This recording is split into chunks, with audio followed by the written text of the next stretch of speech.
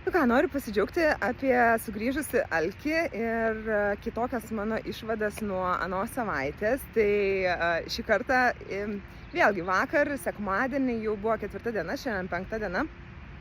Alkis grįžo, bet jis grįžo toks tikrai labai, kaip aš sakau, normalių žmonių alkis. Aš alkį pajaučiu. Tada man ten nesisuka nuolatos mintis tik apie maistą. Aš sulaukiu, tarkim, pagamintų pietų ir nebėgu po spintelės ir po šaldytuvus ieškoti, ką čia užkrimtus. Aš tada pavalgau tą suplanuotą normalų maistą. Šiaip netgi greitai sotumas ateina. Vis dar, nors grįžęs alkis, bet sotumas ateina greitai.